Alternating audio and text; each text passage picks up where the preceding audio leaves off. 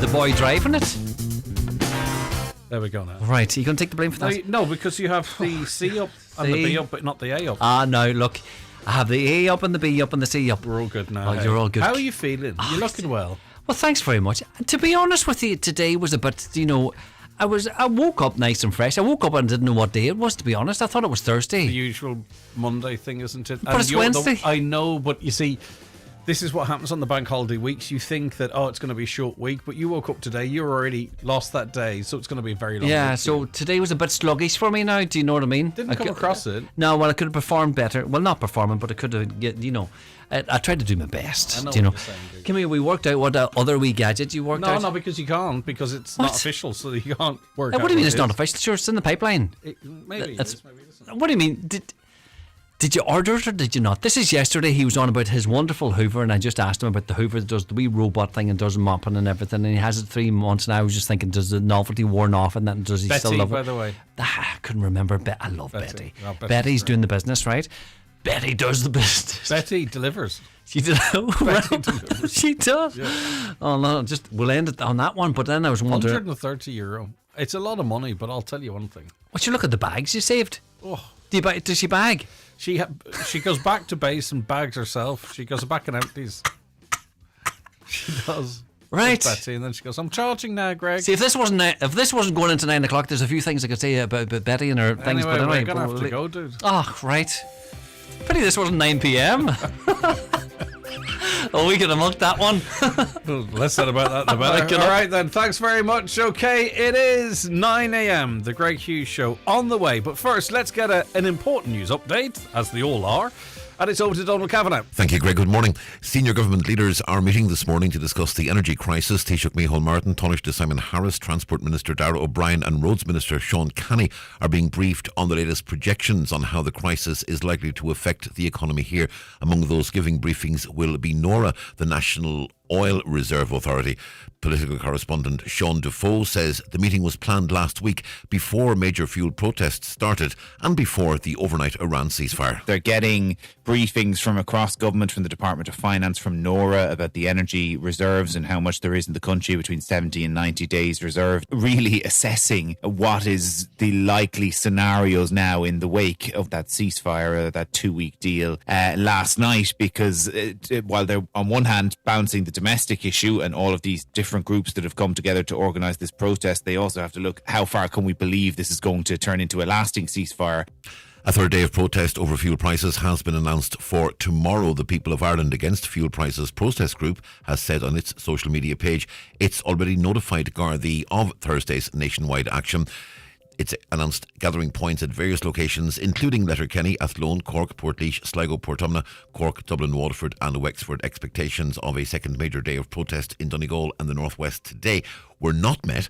Tesco Park car park in Letterkenny remained empty this morning despite calls for a large gathering. 4 vehicles arrived this morning to demonstrate. 2 men who were there told Highland Radio News they'd be carrying on to Sligo and hoping to pick up more Donegal protesters along the way.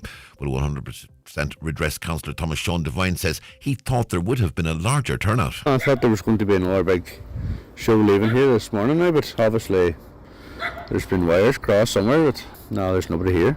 As you say, there's 3 other vehicles and that's it. So I don't know, honestly don't know really what happened now, but there was an advertisement last night that they were leaving here this morning again, but obviously it's not happening. Gardaí say the driver of a car stopped for having incorrect registration plates was subsequently arrested on suspicion of taking cocaine.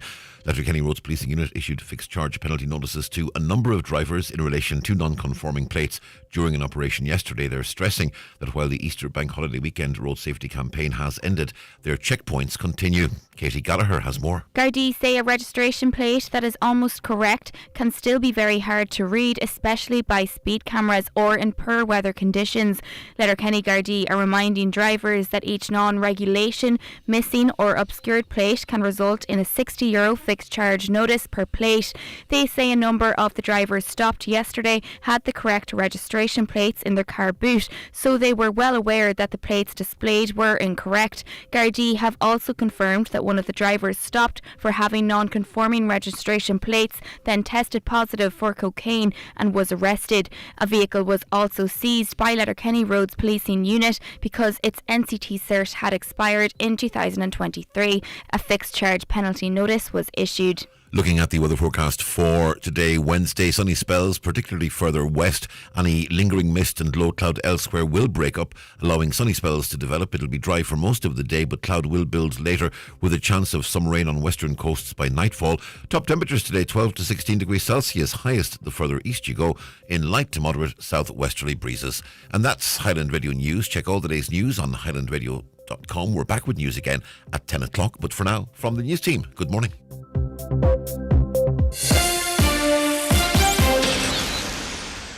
Every business has a next. Next hire, next market, next launch. What's yours? Visa's She's Next grant programme is empowering women across Ireland to make the next move with their small business. With the chance to win one €50,000 grant or one of 4 €10,000 grants and expert coaching. You've got this, and we've got you. Apply now at visa.ie/She's Next. Open to women-owned businesses operating in the Republic of Ireland. T's and C's apply. The Talk of the Northwest, the Greg Hughes Show on Highland Radio. Hello and a very good morning. You're very welcome along to another edition of the Greg Hughes Show here in Highland Radio at 4 minutes past 9 on this Wednesday, the 8th of April. How are you all keeping? I hope you're very well indeed. As we signed off the show yesterday, we were talking of the next 12, 24 hours being critical for the state of the world, effectively. And that's not to overstate it. Of course, we were facing down the abyss with Donald Trump threatening, believe it or not, to wipe out civilization. And the ramifications of that would have been huge. But thankfully, we had another Taco Tuesday. And Iran really has negotiated quite a good little 2-week ceasefire for themselves.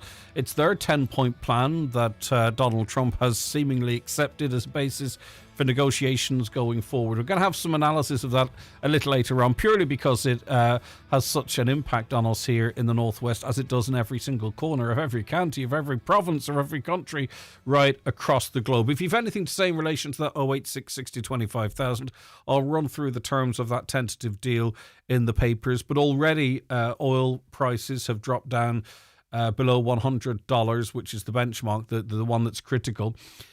Iran has, astonishingly, despite 14,000 bombing raids and billions upon billions of US taxpayers' money in trying to bring Iran to its knees, Iran now has full control of the state of that really critical Strait Hormuz. And they didn't have a financial take from it previously, but now, thanks to Donald Trump, we will see, hopefully, oil flow through it, and they're going to get a dividend from every single tanker that goes through. They're in a better position than before he went in.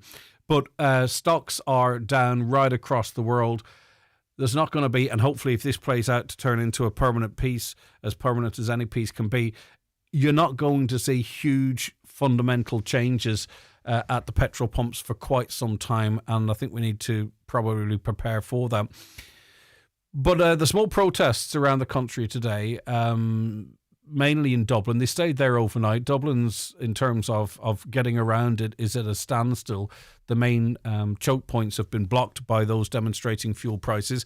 And I've been running some numbers, I'll get to them a little later on, as to what the government could do and how it could use resources to alleviate the pressure. Now, whether or not it's in line with what the EU says you can or can't do, I'm not really too interested in that at this point, because in this world, people do whatever the hell they like, whenever they like, you know. And I'm on about in terms of killing kids, destroying nations. People do whatever they like. So if we were to step outside the EU rules a little to try and keep businesses going, to try and keep families from slipping even further into poverty, well, you know what? If our EU overlords don't like it, well, maybe we should say, you know, this is a national issue and we're going to take some national action. I'll get to that down the line, because it's really quite remarkably manageable. Now, I've double-checked the figures that I got together as much as I can, and I don't think they're wrong. But anyway, we'll get to that. Let's start with some of the papers. We'll start with the local out today, the Finn Valley Voice. Revitalising vacant and derelict properties will help strengthen the local economy, improve the appearance of the town centre, and will support the long-term regeneration of the community in the Twin Towns. Ballybofey is a national byword for derelict properties. There's more empty windows on Main Street than you'd expect in a town 3 times its size. Ballybofey regularly tops the national list for empty premises. Now, Donegal County Council is tackling Ballybofey head on. And there is a new scheme from government as well, which will hopefully bring... I always, and when I was doing previous interviews, I always felt that the dereliction in Ballybofey Snorler was misrepresented. You're counting the same, I think, you're counting the same properties all the time. And it's done on air codes and active air codes. And you could have one building in Ballybofey Snorler. I'm not sure if there's one there. So you could say, for instance, have 7 buildings or 7 businesses or 7 air codes, and they could be still active in there and move to the hub, for an example. But they could have offices with an air code that's no longer active, and that's counted as derelict. I mean, there are other criteria, but I think the Twin Towns is a bit more vibrant than the derelict figures would suggest, and I also think it's been misrepresented in how the numbers are put together. That's just my feelings. I have similar feelings about not the tidy towns, but those litter surveys. I think they can do an area a disservice that it doesn't actually deserve. But anyway, it'll be interesting to see now if this new government scheme brings life back to some of our towns. So on to the fuel protests. And hauliers, farmers and contractors protesting against the cost of fuel are continuing to cause disruption in the capital, that's Dublin, and across the country. Some protesters intended to sleep in their vehicles last night and were adamant their protest will continue, and in fact they were good to their word. At Galway Port, the fuel terminal was shut down from 11 a.m. yesterday after tractors parked across the entrance, preventing delivery trucks from refuelling. No fuel has left the terminal since yesterday morning, and pumps in Galway were expected to run dry in the early hours of last evening. And there are other pumping stations, or whatever they're called, where the wholesale fuel comes from. They're blocked this morning, another 2 of them. So you might see shortages. We can't back down. Livelihoods and whole industries are facing ruin, one protester from Galway said. Kevin McPollan, CEO of Fuels for Ireland, said the blockade will hit supplies across the region in the coming days. The guards were asked to attend. They didn't attend for over an hour, which is the source of some frustration, he said. A number of tractors were parked across the entrance and drivers got out of the vehicles and wouldn't identify themselves. But the government is doing well. The government took in an extra €6 million in excise duty last month as motorists paid more for petrol and diesel due to the war in Iran. New Exchequer figures show €0.5 billion in excise duty receipts were collected last month, up 12% in March last year. Right, so what could be done?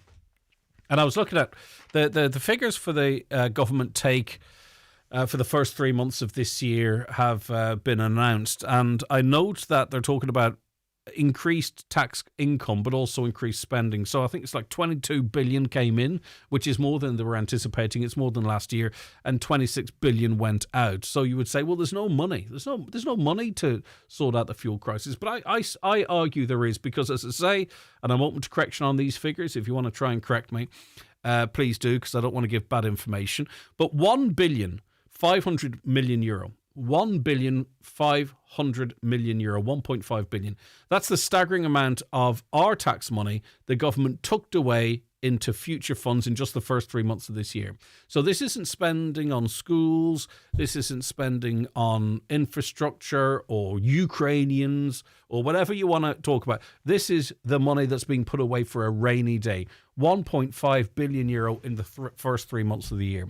So they call it a buffer for the year 2041.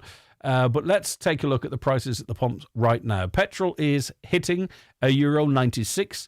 Diesel is well north of 2.18 now in some places. So look at the maths. Even if the politics isn't simple, the maths, I think, are pretty simple. So if the Minister for Finance took that single Q1 contribution, just those first 3 months, and put it back into the pockets of you, the Irish motorists, we'd be talking about a measly 15-cent temporary cuts. We wouldn't be talking about them. We'd be looking at 50 cent off every single litre of fuel for the rest of 2026. 50 cents, so that's €25 back in your pocket every time you fill your 50-litre tank. So we're told, right, we're saving money for a rainy day in the 2040s, but for the commuters in Donegal or the hauliers in Cork or the bus drivers in Donegal paying record prices today, it isn't just raining, it is pouring. So maybe it's time the government realises that the future of our economy depends on people being able to get to work today.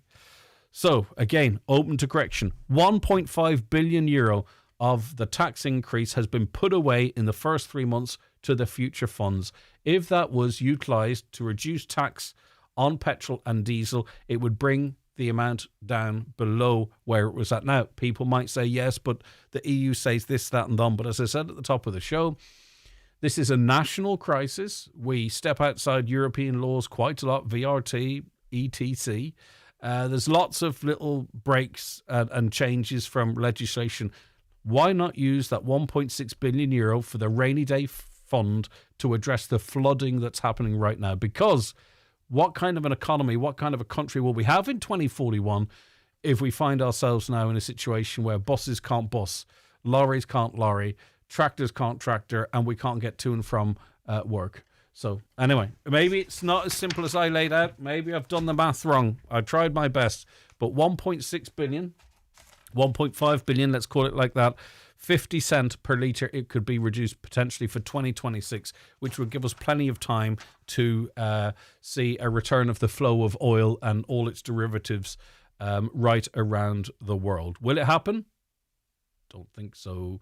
Right, the Irish Daily Mail. Night the world held its breath and prayed. Donald Trump threatened to wipe out the whole civilization of Iran as peace talks went down to the wire last night. The US bombed Karg Island and Israel pounded bridges, railways and roads across the country as they appeared to lay the groundwork for major escalation. About 20 minutes before that deadline passed, Pakistan gave Donald Trump an off-ramp, and he needed an off-ramp so bad. He had talked himself into an impossible situation, and his biggest supporters are turning against him. His language, abhorrent, threatening, war crimes. Make no bones about it. I don't have to be balanced on that. It is a war crime, what he was proposing.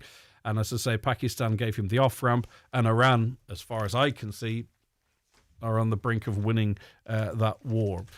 So the papers obviously don't carry that because the news broke very late last night.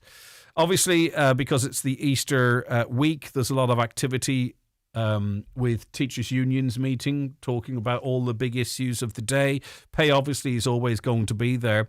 Art teacher Martin McGill commutes over an hour each way to her school in Ironmore Island in County Donegal by car, ferry and bus. Her school, Gomskull McDermott, teaches 75 students through both English and Irish. 1/3 of the students do not speak English or Irish as their first language. Miss Gill lives in Glentees, a 40-minute drive from Burton Port, where she gets a often rocky 20-minute ferry to Ironmore, followed by a short bus trip to her school. By the time I get off the bus, depending on the waves and the weather, it would be well over an hour by the time I get to school. You could be running off the boat sometimes because the waves are crashing in. You make sure you're wearing good shoes, Ms. Gill says. Speaking to Teachers Union of Ireland conference in County Kilkenny yesterday, Miss McGill called for a reintroduction of the island allowance worth €2,297, as well as the teaching through Irish allowance of €1,974 and the Gaeltacht allowance of €3,391. These allowances are only applicable to teachers who entered the profession before 2011. So you've got teachers in the same school under different terms and conditions. We cover this extensively, but just thought I would read it out because it is a story we covered quite a lot on this programme, and it is quite a significant development. A sixth person has been arrested by Gardaí investigating the attempted murder of Charles Dooher. Mr. Dooher suffered life-changing injuries during the attack on him and his father in Donegal in January 20th of last year, which was so serious that Gardaí reclassified it as an attempted murder. Now, I must say, I'm not saying they wouldn't have anyway. but the family had to campaign really quite hard for, it felt, that redesignation.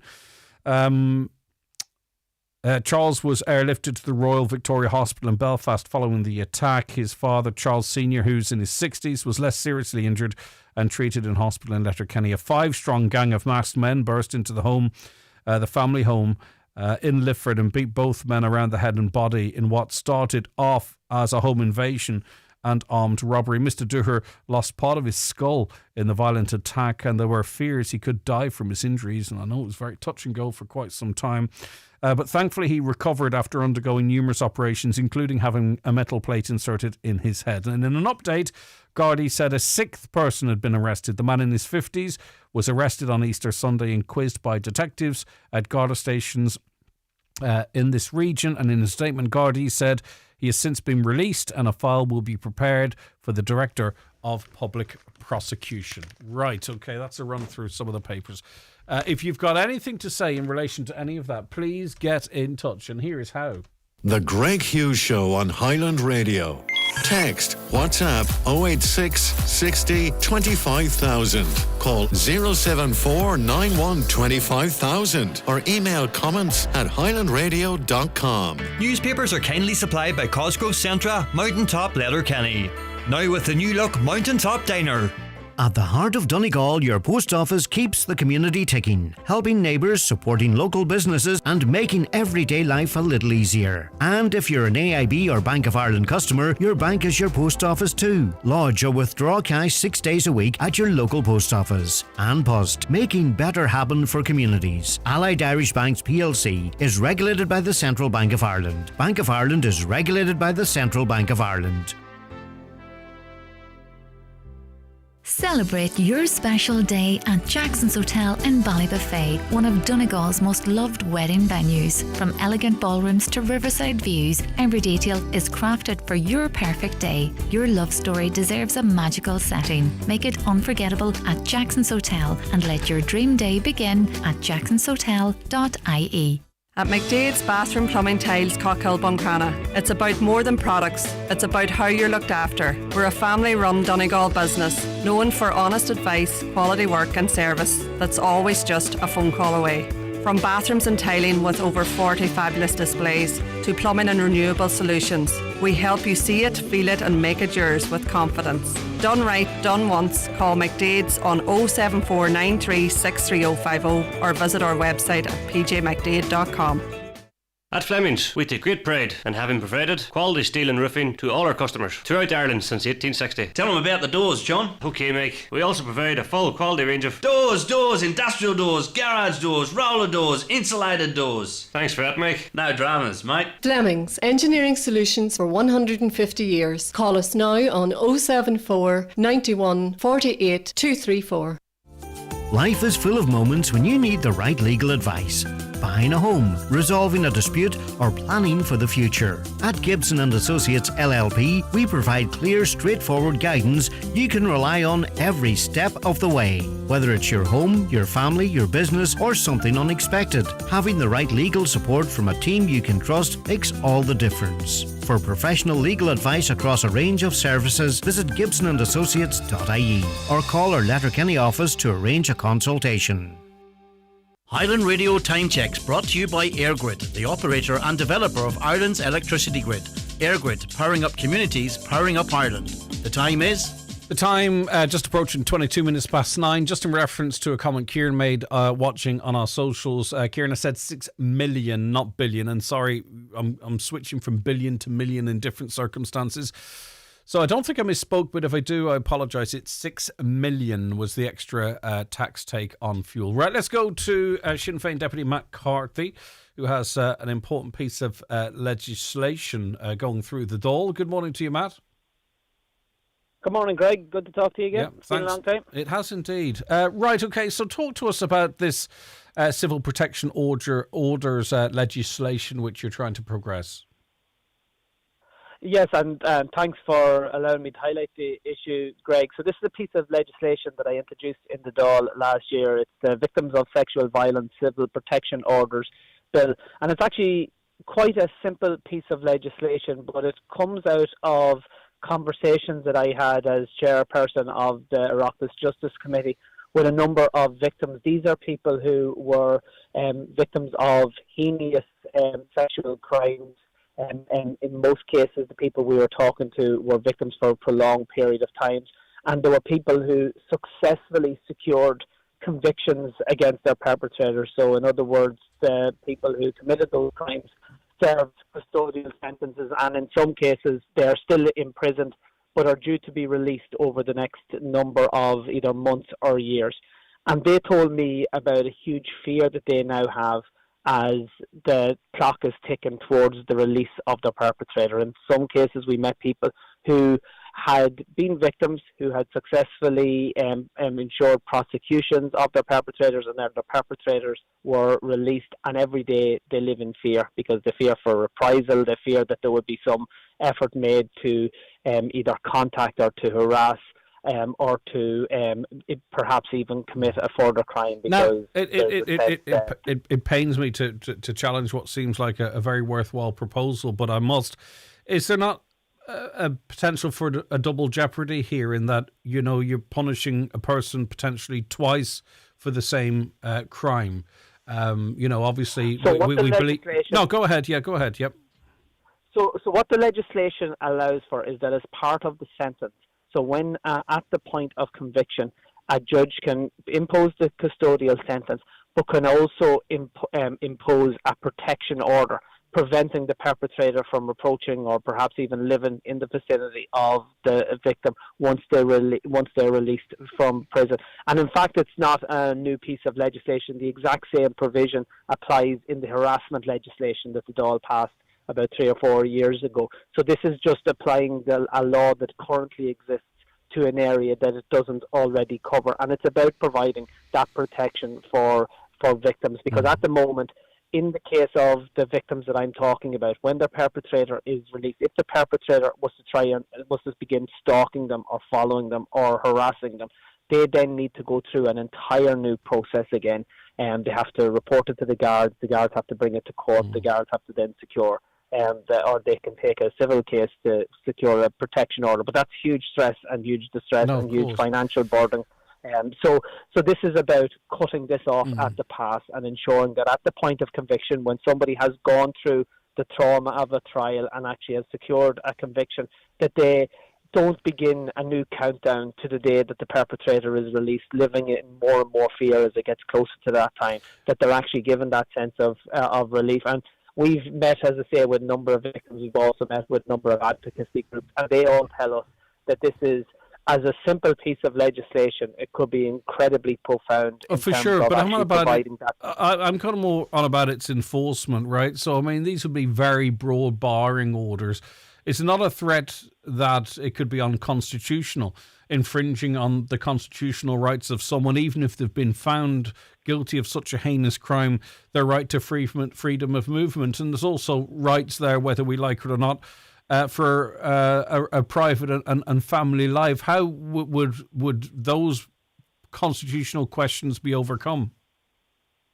Well, I don't think there are constitutional issues, in the sense that this provision already applies in law for what could technically or arguably be but you have to seek it.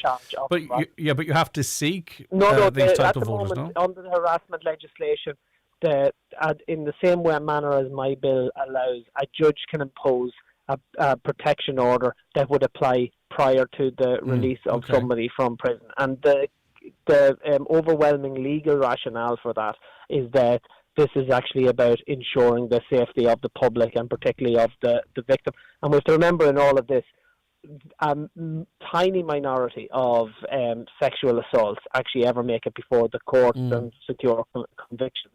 And one of the reasons for that, of course, is that people don't feel comfortable reporting it, or they don't feel that they will get justice. If you have a situation whereby people have a fear that even if they do secure a conviction, that ultimately their perpetrator will be in a position to live next door to them, or to follow them, or to live in the same vicinity, or to harass them, then that reduces the likelihood that they will actually bring their case to the attention of the authorities. So in my view, the overriding public good that this legislation would bring about would mean that it would withstand any potential constitutional challenge. And Matt, how do you, at what point does this kick in terms of crimes, if you know what I mean? Like, they're all severe, they're all horrendous for victims, don't get me wrong, but presumably there has to be a start point where this would be in the this would be allow a judge to make such an order. So where does that start? Where does that? These are laws that are defined in law in terms of sexual violence cases that reach a particular threshold, and that would allow a judge to apply a custodial sentence. So in some cases, for what might be described as minor or at least that lesser custodial sentences or even suspended sentences are put in place, the protection order could at least be put in place immediately. If in cases of custodial sentences of a number of years, obviously you're talking about very, very serious crimes. And in that case, in my view, it would be up to the prosecution, the victim, or the judge of their own volition to seek and impose such a protection order. And because this is happening at the initial trial stage, of course, the defence get the opportunity to make their case and to make their plea with the judge. But in my view, most people would consider to be absolutely common sense that if somebody has suffered a serious sexual assault, has had the bravery to report it and has the fortune of securing a conviction, the very least that they would deserve is that upon the release of the perpetrator, that they don't have to live in fear of that same person again. And what about cases of domestic violence, coercive control, whereby the same anxieties, the same stress, the same concern would exist for victims, Matt? Why not?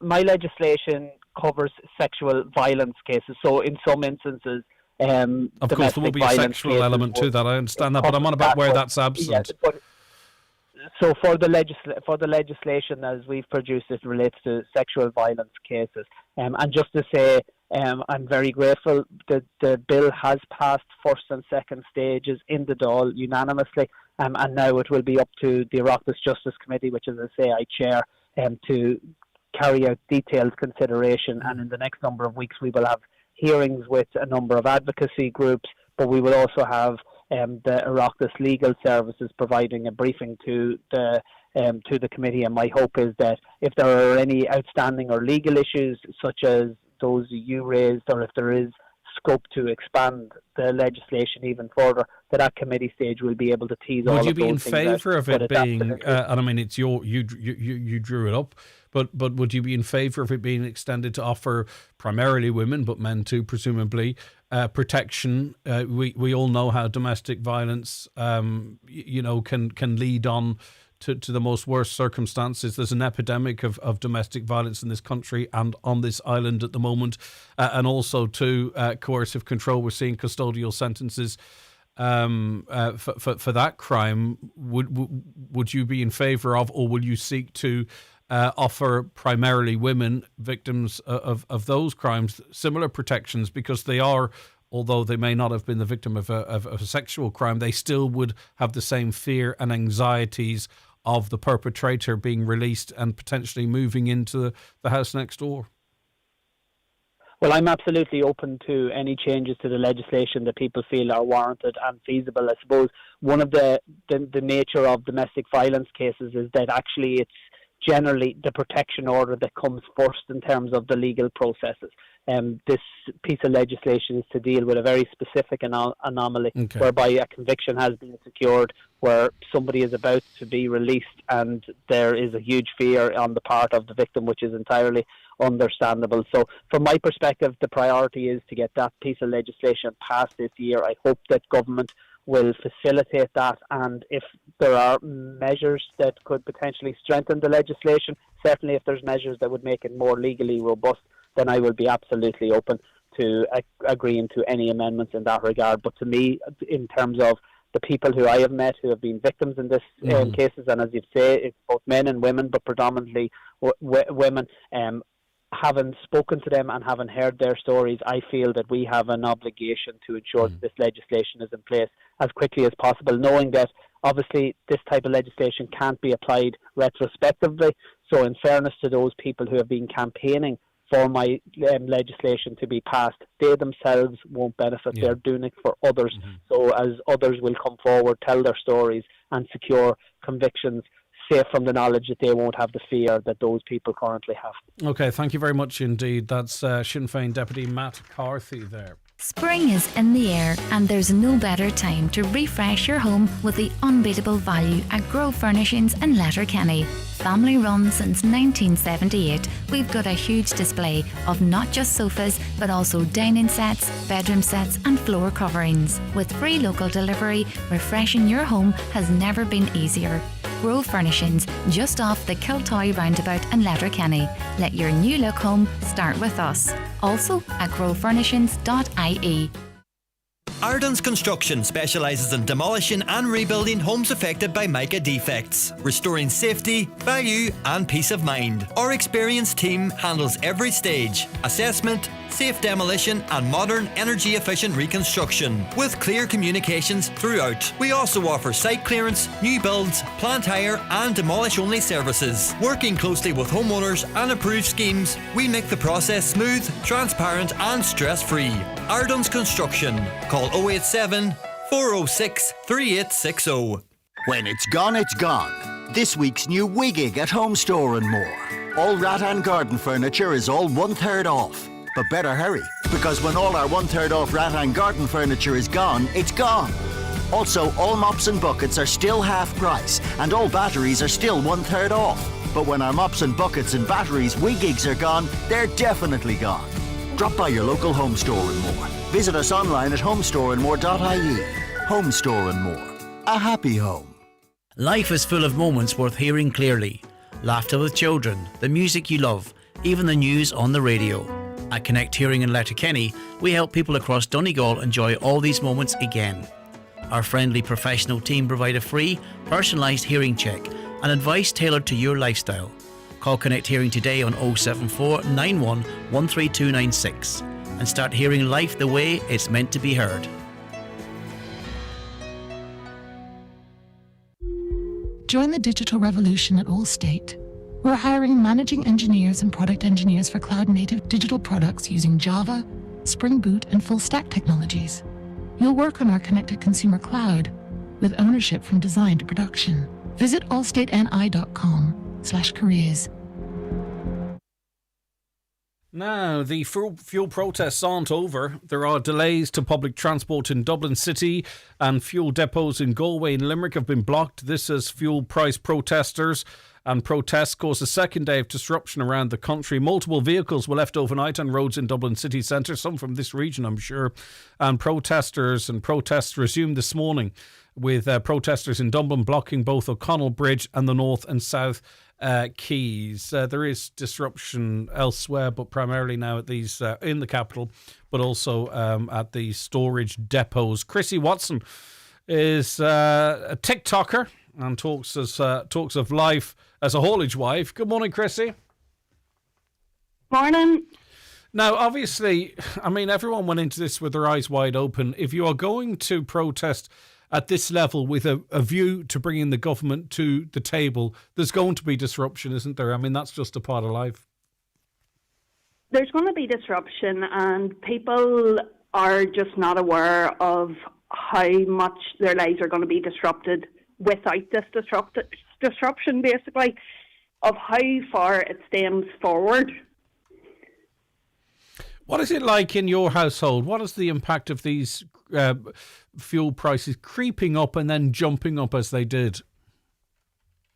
Well, we run a semi-small haulage firm, and we've seen that prices going up over £5,000 a week, just over the last couple of weeks. Yeah, and obviously all of those costs can't be passed on immediately. No, we have eventually had to add fuel surcharges, but we're paying our fuel bills out every week, but not seeing that return for potentially up to 3 months. And, obviously, eventually this is going to lead to price increases that everybody will feel. And I think that really was the thrust of what you were saying, isn't it? That, a little bit of pain now is a view to alleviating a lot of pain into the future. That's exactly my point. And I think that people are very, very nearsighted in that they're disrupted to get to work or whatever, get their coffee, whatever their problem is. Today or yesterday, but they're not thinking of when they walk into a supermarket and there's either no food or whatever, because even those hauliers just can't afford to run any longer. Yeah, and the truth is, something can be done internally in this country to ease the pressure right now. As I said in the show yesterday, and I said it previously as well, I think the state has one eye on fuel supply, right? So we could have it cheaper now and everyone can fill up their tanks or even start hoarding fuel. But unless these peace talks come to fruition, there is an issue too with actually the availability of fuel, Chrissy. Does that concern you? It concerns me entirely, but we haven't seen it yet, though it is something that we're, of course, aware of. Yeah, indeed. Okay, but your principal message is look, whilst there is inconvenience now, it's for the greater good in the medium to long term. That's my point. I totally empathise with people trying to get to appointments and work. I do entirely. But if it isn't for these hauliers, and farmers, but I'm going to talk about my own personal, what I see. Mm-hmm. Without these hauliers, there's no buildings getting built to make a hospital. There's no machinery getting into hospital. There's no medical equipment. There is no medicine getting to it. And if these hauliers cannot afford to move, which is their point, then how's that getting to anyone? You're not going to have an appointment because there won't be anything to cure you with. All right, Chrissy. Listen, thank you for taking the call. Chrissy Watson there, who is a TikToker and talks of life as a haulage wife. Morning, says a listener. If fuel was cheaper here than Northern Ireland, then the border counties would benefit massively from fuel tourism. Lorries used to drive 50 miles from Northern Ireland to Muff to fill up every Sunday when it was cheaper there. Sometimes 1,000 litres at a fill. Luxembourg is the cheapest fuel in Western Europe, and trucks, including Irish trucks, all try to transit Luxembourg to fill up. Cement and building product suppliers are coming south every day, and they would all fill up while they were here if it were cheaper, leaving at least a little VAT and excise duty in the Republic of Ireland. From George. Yeah, George, you're right, of course. And listen, there's been over the years, maybe it's been a little bit more stable more recently, but for as long as I can remember, there were times where people rushed north and there have been times when people rushed south. And I suppose overall the argument would be it's balanced out. But I do think the picture here is, and I'm sorry to sound like a scratched record, and it's not to oppose anything that's ongoing, supply. Supply. And you make something cheaper, people buy it, people hoard it, and then you run out quicker. And I think that's what's in the government's mind. I don't know. And if it were, why not come out and say it? Maybe it's not, but that's what I feel that's going on. Now, hopefully, if this strait stays open now, that side of it would be less of a concern. And maybe the government could use some of that rainy day fund it's putting away, 1.5 billion, as I mentioned in the first quarter of the show. Maybe they could use that to give proper relief and get the country moving again until such time as prices come down. And we know it's going to be slow. If this is all resolved, it's going to take a long time for that oil. There's normally 120 tankers a day go through the Strait of Hormuz. That's been down to none and one or two, right? So obviously, if you turn the tap off, you're going to run out eventually. That's just the bottom line. Hopefully now with that tap being potentially opened, supply won't be the issue down the line and we can start working on price. But there has to be a will. There has to be a will. And this is an emergency situation, and we're seeing emergency responses to situations. Something really can and should be done. And if there's a reason why it can't be, let's have that conversation out in public. This is our life. It's all ours, really, effectively. We as people, not most of us, many of us as people, elect people to make decisions on our behalf. But they are our decisions. There are people working on our behalf for our benefit, Now, sometimes they have to make tough decisions, I presume, that we don't like, right? But fundamentally, they work for us. And they are there to control our money. All of that money that's being put away, or all that money that's being spent, is our money. And sometimes I think we have a detachment from that. It is our money. And the people who we elect are our elected representatives. And obviously they can't please all the people all of the time. But at what point do they say, right, okay, this country's on its knees in terms of carers going to care, bus drivers going to bus, lorry drivers going to deliver their stuff, doctors and nurses getting to and from hospital, mums and dads getting to and from school next week. You know, it's our money. They're our government, whether you voted for them or not. They're there. That's democracy. We need to do something that's best for the nation, even if that means stepping outside the rules of the EU for a moment. A caller says the government has money to give Ukraine, money for a new jet, money for them to go to the USA, money to get driven everywhere or wherever they go at taxpayers' expense, money to give themselves pay rises, money for Pascal to give to the bank that employed him, but no money for their own people. What time of government does the likes of this? There's a choice that was made to put 1.5 billion away in the first 3 months of this year for 2040. I'm not going to keep repeating myself. That money is there. That was a decision that was made. That money could be repurposed to reduce fuel by 50 cents per litre for the period of 2026. So I take all of the points that you're making in terms of where money has been spent, but a choice was made. And that was a choice of government. A caller says we have politicians that do nothing but tell fibs. They are there to serve us, not the other way about. They don't look after us. They are more interested in Europe, believes the listener. Another, why are all government ministers and TDs given such a large expense account and a large travel allowance on top of the very generous salaries that they all get? And why aren't they sticking their hands in their pockets and paying their way for themselves like everybody else? I do think if that were the case, I think sometimes... And I often go back to the case of a female. It doesn't matter whether she's a man or a woman, but just to identify her, a TD who had to go to a public hospital with her child who was sick, and was flabbergasted by it, that this is the way modern Ireland is, and yet we'd been enduring this all of the time, and that's a detachment. That's a detachment from the lived reality of people.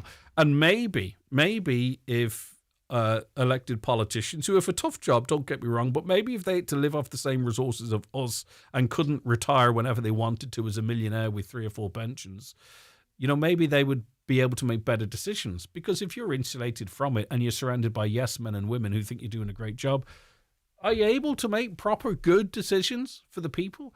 And that's whether you're whatever party or no party, don't get me wrong, it's not a party political point. See our new range of comfortable storage beds now on display at Restex Beds Mountaintop Letterkenny. Combine luxury and comfort with clever hidden storage and free delivery and assembly on all our products. Restex Beds. Leave the rest to us. Over 250 cars, 6 days, one massive event. At iMotors, the huge used car sales event runs April 13th to 18th. With over 250 used cars in stock, we've got the biggest selection in the Northwest. Snap one up during the event and get a €500 fuel voucher or €500 worth of EV public charging plus 12 months road tax. Whatever you need, iMotors won't be beaten. Check out imotors.ie or visit our showrooms in Drumkeen or Malin. iMotors, fearless generation. I had problems with my knees for about 7-8 years. I think I'd give Kingsbridge 5 stars just because of the support and help that they gave me before and after the surgery. I was a public patient and the HSE reimbursed the costs. Republic of Ireland residents can get rapid access to cross-border surgeries at Kingsbridge private hospitals in Belfast and Derry, with medical costs reimbursed by the HSE. Find out more at kingsbridgeprivatehospital.com/cross-border. Kingsbridge, your fast track to 5-star care. Terms and conditions apply. At Eclipse Cinemas Bundoran and Lifford Strabane, the stars shine brighter. This isn't just a trip to the movies, it's a VIP experience. Sit back in luxury as your favourite pizza, yummy, hot food and a cold drink are delivered right to your seat in any studio. But for the ultimate treat, step into the Director's Lounge, our most popular destination. Enjoy the film, enjoy the food and savour the experience. Only at Eclipse Cinemas Bundoran and Lifford Strabane. Is the appearance of your staff important to your business? It's the first point of contact for customers when entering your premises. At C&M Embroidery in Letterkenny, they have a huge range of clothing covering all areas of the workplace. It's widely known that customers warm to and trust employees that present themselves well. Have your company name embroidered or printed on all your work uniforms. Contact C&M Embroidery on 07491 28097 and get your staff looking their best.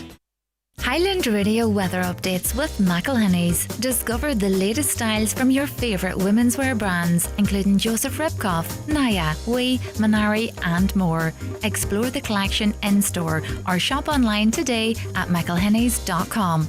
Now, Wednesday, we'll see sunny spells, especially across the west, actually, for a change. The further east you go, the less sunny it will be. It'll be a dry day for most of the day, but cloud will build later with a chance of rain on western coasts by nightfall. Highest temperatures of 12 to 16 degrees. Now, I received numerous communications over the weekend about access to Tra na Rossan Beach. Now, this is a beach that is a jewel in the crown, so to speak.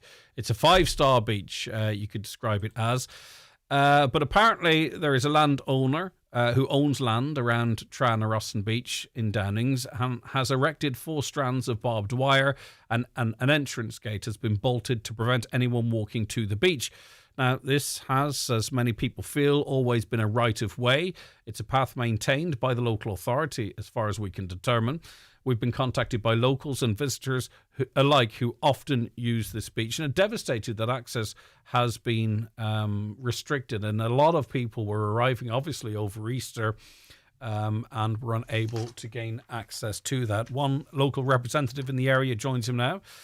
Councillor Liam Blaney. Liam, I mean, we talk about many different things over the years, but this comes up time and time again, doesn't it? Whereby, you know, presumed access to a facility by the public is removed. And what is the situation as far as you can outline for us? Good morning, Greg. The situation is that the access to the beach is in private land. And the owner has been in talks with the council on and off for quite a length of time. And they're looking for the council to insure the land, because we all know nowadays it's not safe to have anybody crossing your property, because if anything does happen to them, you're liable for it. And that negotiations just hasn't been completed in time for the Easter break, and the landowner decided to protect himself and the people that would be using it, that he had no other option but to close off the access to the beach. Are you sympathetic with everything you've outlined there, and precedent too, and they're not in fact relatively close to where we're talking about? Have you sympathy for the landowner in this regard? I have sympathy for the landowner. I have sympathy for the people looking to use the beach, and unfortunately that this has not come to a conclusion long before now. But we are where we are, and I think to try and help the situation, that I know there's a lot of, and I had a lot of communications from a lot of people this last week about it too, and I have been in discussion a lot with both the landowner and the council this last while on it. But I'm hoping that negotiations is coming to a conclusion very, very shortly, and that there will be an agreement in place. You know, we have a lovely beach down there where there's no portaloos, there's no bins, and people are using private land to both throw litter on and for using for toilets, as well as the safety of the people for this farmer who has cattle and sheep in his land. And I think for everybody concerned, that the quicker there is an agreement put in place, the better it's going to be for everybody. How long do you think this, and this is a piece of string and I'm not holding you to it, Liam, but when we talk about negotiations and what might need to be put in place, you know, you mentioned a lot of things about public toilets and there's talk of boardwalks and all that type of stuff. In terms of, I suppose, basic access, returned access, so the landowner has some level of protection, not liable if someone twisted an ankle and decided they wanted to sue them. How soon do you think that could be resolved? And then maybe talking about improved access, maybe even some bins or other facilities. Short term, is there a solution? I'm hopeful that it could be resolved this week, but I'm not putting a gun to landowners. No, I understand that. Yeah, I get that. But I do believe that, if everybody is reasonable about it, that we could come to a conclusion before the end of this week on it. So, in other words, the council are aware of it. Hopeful on that. The council are aware of it. They're active. They've got precedent here, presumably. So, in terms of liability cover, it would be a case of extending it. And the landowner, as far as we can determine, is obviously prepared to work with the council to come up with some resolution, but also to protect their interests. Definitely. So the landowner is willing to take this to a conclusion as well. And look, the council can, but it still has to be negotiated on. And until negotiations are final and complete, you can't say it's going to happen. But no, of course not. The council can both close off the right of way with agreement with the landowner and leave crossings where they can move their animals over and back. If that's agreeable, it could be. I'm only throwing these things. This could happen. Leave it safer for everybody. The access can be improved down to the beach. The public portaloos can put there, and bins can be sorted. And them are things I think that can be sorted. But the landowner has to be happy with the agreement that's going to be put in place where the council is going to ensure it. And if he's 100% agreement with it, I don't see why that should take much longer. And I don't believe that it will take much longer. But, that's not, as I say, put a gun to anybody's head. No, it's a process. The quicker sorted, I think the better for everybody. Yeah, it's a process, and I think it needs a bit of breathing space for it. But hopefully, with a good tailwind, it could get over the line really, really quickly. Right, Liam, thanks for the update. I appreciate it. Okay, thanks very much. Look after yourself, Councillor Liam Blaney there. So the council are in talks with the landowner near Tranagh-Rossin, as you heard from the councillor there. This is a beautiful beach in the Downings area, by the way, and people have enjoyed access to it. I am sympathetic to the landowner, because if they could potentially be liable for something, you have to have some level of understanding there. And I think for a long time, we played things fast and loose as not talking about this case, but just in terms of access and liability and rights of way. And, if this is a period of negotiation to get something established in there that's locked in, that is fair to the person who owns the land, but also may even provide better facilities down the line, well, we might lose out on the Easter break, but hopefully something is resolved there. And we've seen, as I say, precedent in that area, whereby with the right negotiations, access is restored and often improved as well too. So we'll watch on with interest, give that a little bit of space to see how things get on. Matt Carthy. Hi Greg, please ask Matt why Sinn Féin has not brought legislation similar to the right to ask and power to tell legislation that's available in Northern Ireland, despite the fact that it was passed at the Ardèche a number of years ago. I'm sorry, you're familiar with that. I wasn't, and I got that question after Matt had concluded his contribution. The Donegal County Council should just compulsory purchase that right-of-way in Downings. It's been there for years, same as Trustlock and the Twin Towns. This should have never happened. It was a right-of-way walk around the loch. By law, they can't close it. If DDC don't get their act together, it'll be gone. These walks have been there for hundreds of years and they can't just take them away now. Thanks. But we are a pretty litigious society now. And if someone does own that land and they have a fence and someone puts their logo over it and cuts the vein on the inside of the leg, there could be a big court case. That person could be liable. So if that is the case, well, then we do have to. Now, compulsory purchase orders are often an act of last resort. But anyway, maybe. Let's see how the negotiations go and we can cross those other bridges as we come to them. Right, that was an hour that was busy. Thank you so very much for all of your contributions. And we've another hour on the way with lots coming up on the programme. But we're going to take a break now for the news. So don't go anywhere. McGowan Hearing, one of the longest established audiologists in the Northwest, now have weekly clinics in Letterkenny, Buncrana and Carndonagh. Book your free hearing aid consultation at one of these clinics or with audiologist Darren McGowan in your own home. Call 07191 00208 or visit mcgowanhearing.com. Summer is just around the corner, and there's no better time to upgrade your outdoor space with Easy Living Furniture. Whether it's your garden, patio or balcony, transform it for less with the garden sale now on. Choose from stylish dining sets, cosy egg chairs and relaxing sun loungers. Everything you need to create your perfect outdoor space at prices you'll love. Don't miss out. Shop the garden sale today at Easy Living Furniture, Crescent Link Retail Park, Derry, Londonderry. Genesis Clinic Gudor, introducing Purasomes and Secret RF Microneedling, an advanced skin treatment that combines radiofrequency energy with microneedling to lift and tighten jowls and neck, minimise wrinkles and scars, and improve tone, texture, pigmentation and redness. Also offering PDO thread lifts, dermal fillers, skin boosters and laser treatments for hair, rosacea, acne, ageing and all skin conditions. Contact Mary Ferry, your aesthetic practitioner at Genesis Clinic Gudor, 07495 32575. If you're rushing around trying to get things done, why not step out of the hustle and bustle and into Charlie's in Letterkenny? Enjoy some chicken tenders, a delicious burger, an all-day breakfast, or maybe some of their famous homemade chips, all freshly cooked from a packed menu. Eat in or pick up something to go. Open Tuesday to Saturday from 12 right through to 8, and for breakfast every Friday from 9. Charlie's on the Pierce Road, Letterkenny.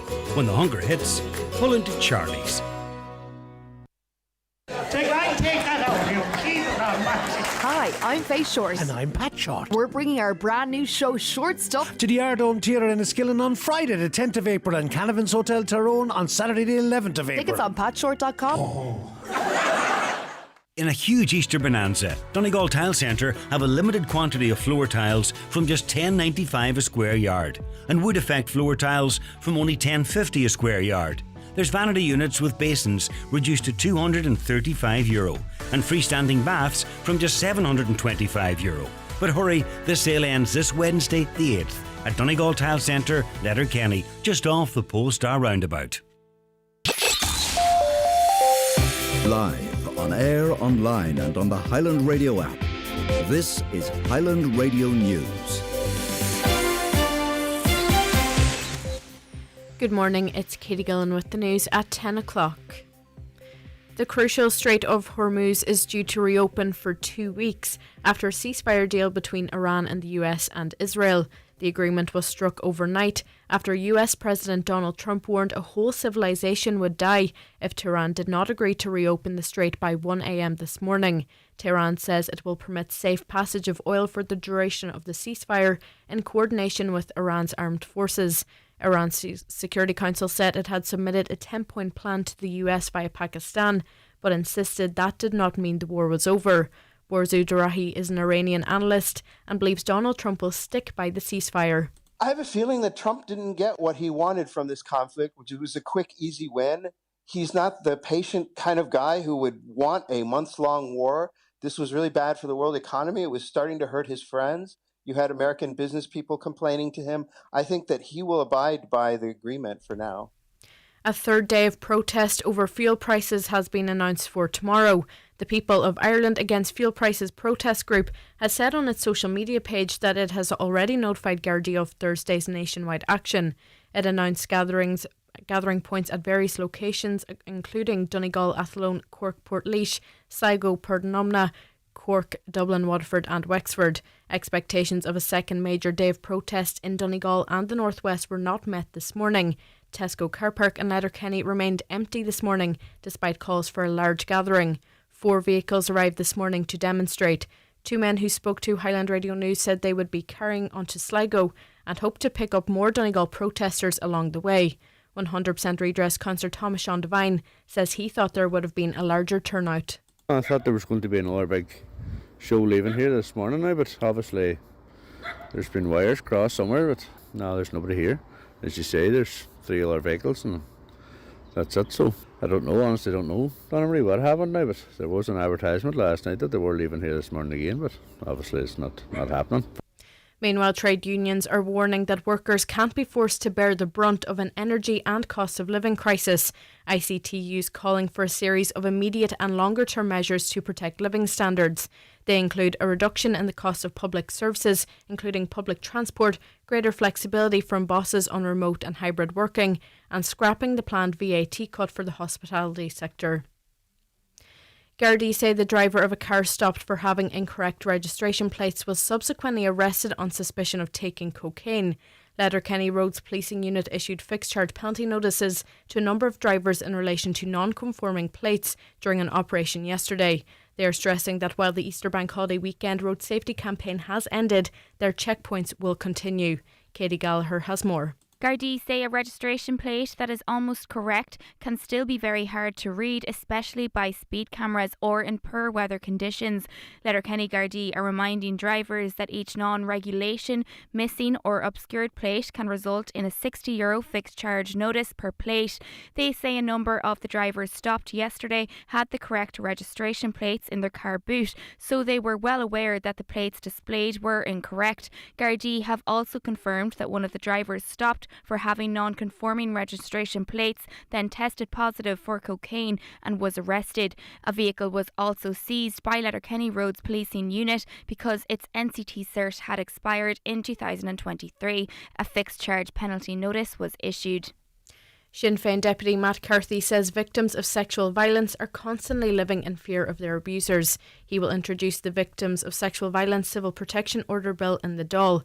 The legislation would allow the judge to impose a protection order during conviction, thus preventing the perpetrator from being in the vicinity of their victim once released from prison.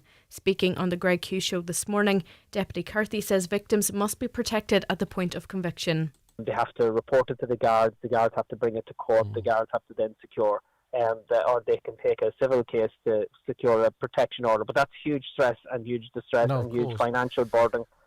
So this is about cutting this off at the pass and ensuring that at the point of conviction, when somebody has gone through the trauma of a trial and actually has secured a conviction, that they don't begin a new countdown to the day that the perpetrator is released, living in more and more fear as it gets closer to that time, that they're actually given that sense of release. And now for the weather, a bright start for some today with sunny spells, especially further west. Otherwise, morning mist and low cloud will gradually break up, allowing sunny spells to develop. It will be dry for most of the day, but cloud will build later with a chance of rain on western coast by nightfall. High temperatures of 12 to 16 degrees. That's all from the newsroom for now. We'll be back with the headlines at 11 o'clock.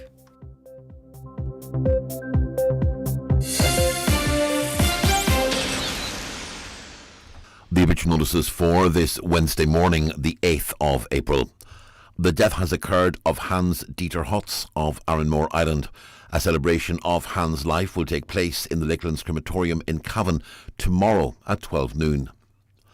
The death has occurred of Neil O'Donnell, Belcritch, reposing at Midlands Funeral Home this evening from 5 o'clock until Rosary at 8 o'clock, and again tomorrow Thursday from 4 o'clock until removal to St Mary's Church, Kincashla at 6 o'clock.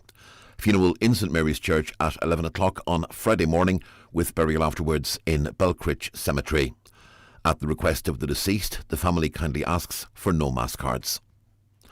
The death has taken place in Glasgow of Breda Duffy, née Ward, formerly of Keju, reposing at Anderson Maguire Funeral Directors, 15 Hamilton Street, Glasgow, today from 1 p.m. to 4 p.m. and 6 p.m. to 8 p.m. Funeral Mass at Christ the King, RC Church, Carnmonach Road, on Friday morning at 10, and thereafter to Lynn Cemetery, Laneshaw Drive. The death has taken place of Agnes Cuff, 15 Cranaview, Buncrana. Removal from her late residence tomorrow at 12:30, walking, weather permitting, to St Mary's Church, Cockhill, for 1 o'clock Requiem Mass with burial in the adjoining cemetery. The Mass can be viewed on churchservices.tv. House private please from 10 p.m. to 10 a.m. Family flowers only please. Donations in lieu if desired to ICU, Letterkenny University Hospital, care of any family member or Porter Funeral Directors. The death has taken place of Charlie McLaughlin, 25, Gortleck Road, Glenmornan. Funeral from his home tomorrow at 11:30 for Requiem Mass in St Joseph's Church, Glenmornan at 12 noon. Interment afterwards in the adjoining cemetery. Family time, please, from 10 o'clock tonight and before the funeral tomorrow. The Requiem Mass can be viewed live via the parish webcam. The death has occurred of Anthony Houghton, Main Street, Newton Cunningham. Funeral Mass this morning at 11, followed by interment in the adjoining cemetery. The funeral Mass can be viewed on churchservices.tv. The death has taken place of Madge Carr, née Kelly, Cheerlin, Creasla, reposing at her late residence today from 11 a.m. to 10 p.m. Funeral Mass in St Michael's Church, Creasla, tomorrow at 11, with burial afterwards in Doe Cemetery. The funeral Mass can be viewed on mcn.live. Family time, please, from 10 o'clock tonight and before the funeral tomorrow. The death has taken place of Rudy Randolph Hendry, Blue Cedars, Glenfin Road, Ballybofey. Celebration of his life today at 12 noon in McGowan's Funeral Home, Drumbo Avenue, which can be viewed on the McGowan Funeral Home's Facebook page. That will be followed by a private cremation. Flowers welcome, but donations in lieu if desired to Donegal Hospice, care of any family member, or McGowan's Funeral Home. The house is private, please, at all times. The death has occurred of Robert Alexander Alex Watson, Greenfields Convoy, formerly of Milltown Convoy, reposing at Kelly's Funeral Home, Oakfield, Rafo, today from 5 p.m. to 9 p.m. Service of Thanksgiving tomorrow afternoon at 2 o'clock in Kelly's Funeral Home, followed by burial in the family plot in St Ninian's Parish Church Graveyard, Convoy. Family flowers only, please.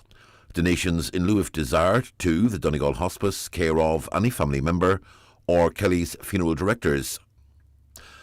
And the death has taken place of Harry Thompson, Ballymore, Dunfanaghy. No wake. The funeral service is taking place today at 2 o'clock in St John's Church, Ballymore, with burial afterwards in the adjoining graveyard. For family information and more details regarding wakes and funerals, please go to highlandradio.com. Highland Radio. Did you know more people are now eligible for a free bowel screen home test kit? If you're aged 57 to 71, you can order a test to do at home and then return it by free post for screening. If you need a follow-up, we'll let you know. Screening can prevent bowel cancer, so take that first step today. Visit bowelscreen.ie or free phone 1800 45 45 55. From the HSE. Where your opinion matters. The Greg Hughes Show on Highland Radio. Good morning to Claire, Josephine, Mary, Dolores, Beth, Anthony, Charlie, amongst those watching the show. Just to let you know that if you don't already and it suits you to do so, you can watch this programme every day on your smart TV or your Fire Stick. We're on the YouTube app, so you just type in Highland Radio Ireland. If you could give us a follow or a subscribe, it'd be great. Really appreciate that. Many of you watch across our Facebook pages as well and on the X platform. It's always good to be able to reach people in many different ways. And also for people perhaps maybe who struggle with their hearing but want to stay up to date with everything that's going on. There's a couple of options for you there.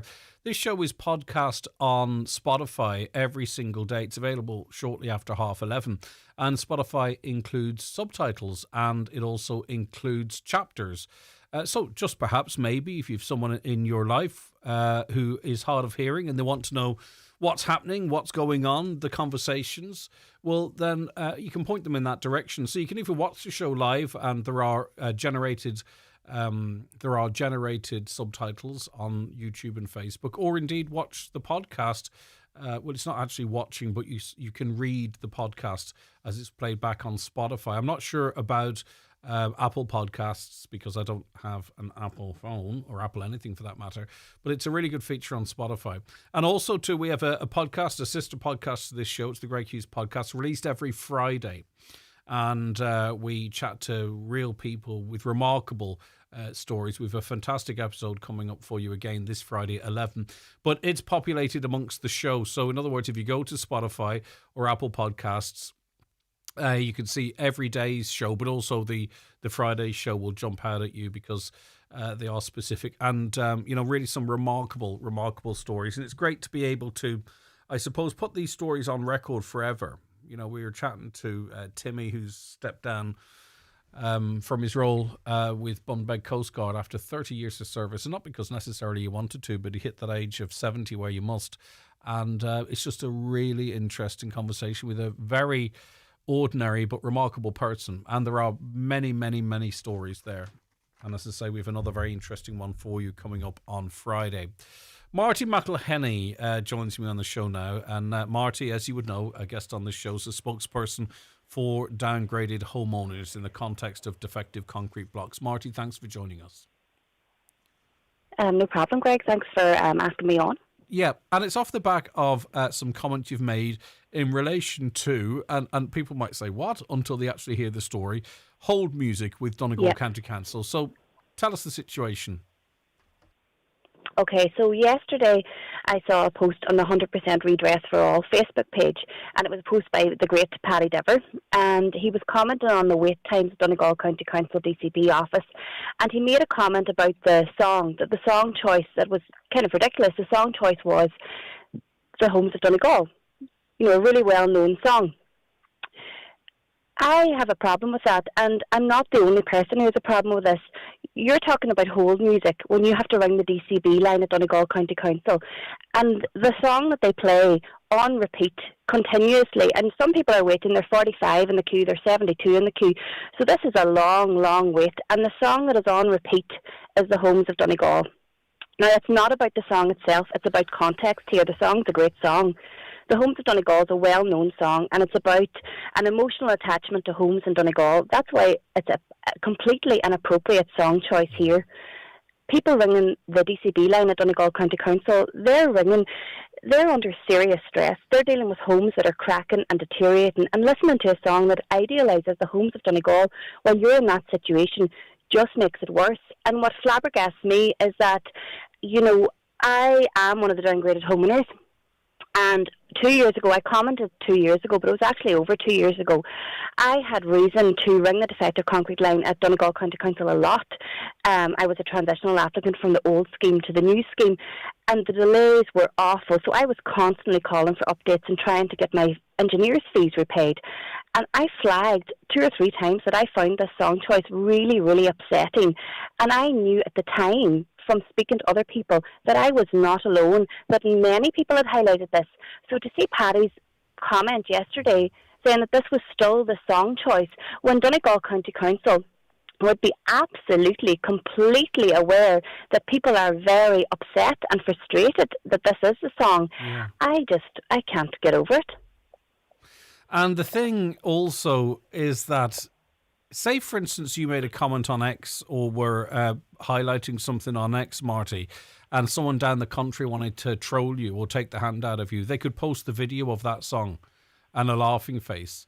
I'm not saying for a moment anyone at Donegal County Council is doing it, but it does feel like, I'm sure, when you're on that line, as if you're trolling. It's like, are you for real?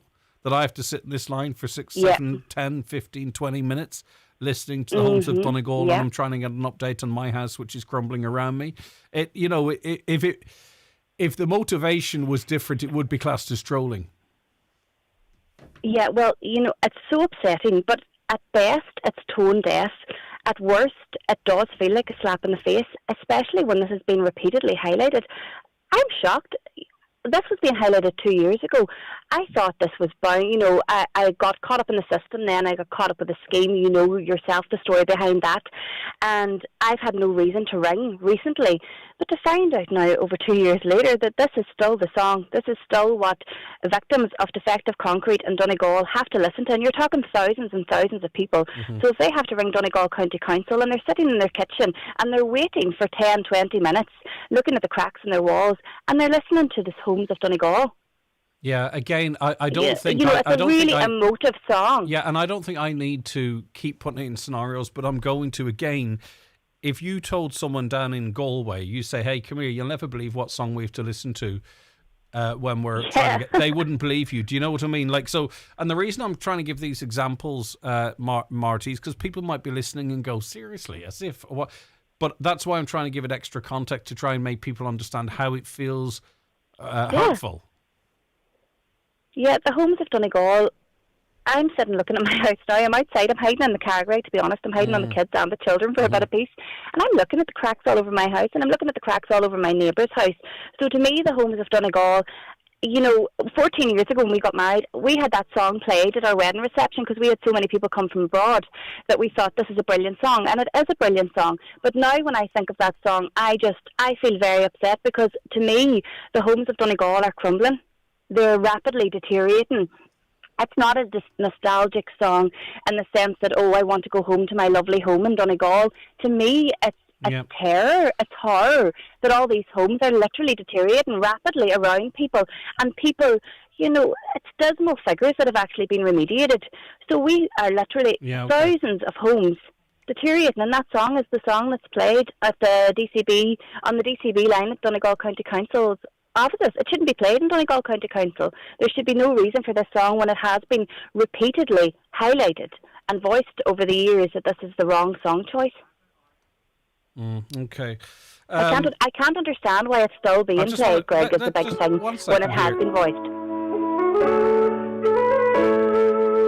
This is the music.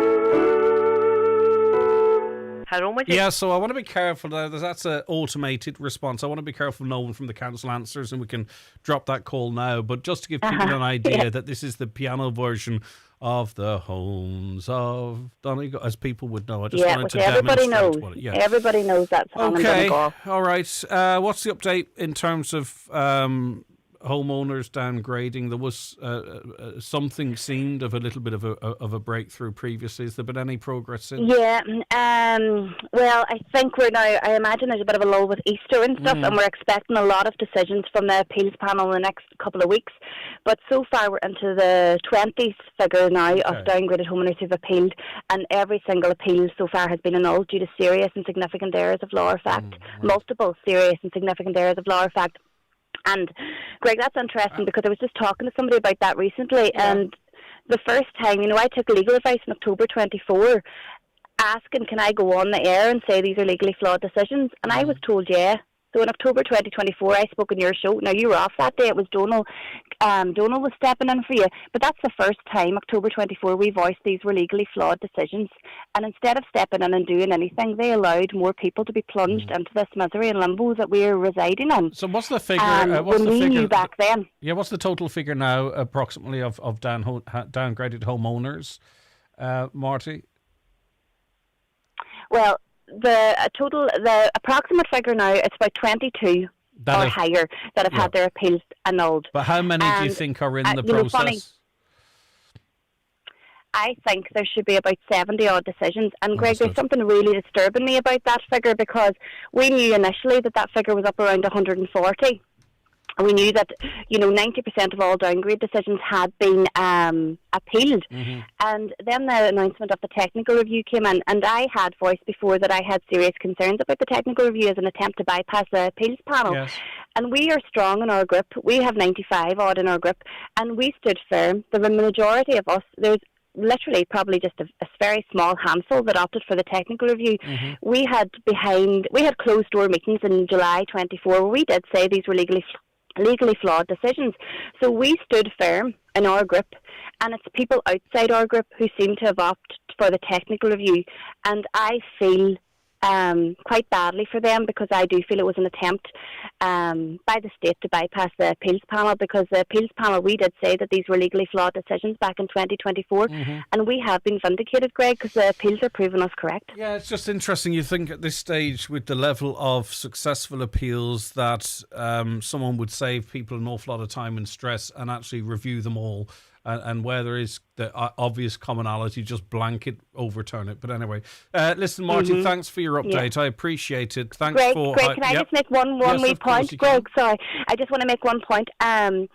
every person I've ever dealt with on the phone, Donegal County Council, has been brilliant. They do a great job with very little thanks, and they're not at fault here. So I just want to make that clear, because I know a couple of them, but they're not at fault. It's not their fault this music's being played, but this music does need to be changed. Finally, Marty, how long are you gonna continue your refuge in the car for? How long are you allowing yourself? Well, I'm kind of worried that they're probably listening to it in the house, so we'll know when I hang up. You recline the seat there, right? They could have had another wee while. You recline the seat there, and I'll just rerun the interview. How's that? You can have 10 minutes. Yeah, that'd be great. Thank you so much, Greg, and everyone. Thank you. Thanks, Bye-bye. Marty. That's Marty McElhinney there, spokesperson for the downgraded homeowners. And as I say, and I was trying to give examples in case it feels like, come on, seriously. It's how people, if you told people this down the country, they would laugh and they would say, not a chance. Are you having a laugh? And another listener says, Greg, same thing happened to us. Put on hold while contacting DCC. The Homes of Donegal playing as background music. Ridiculous.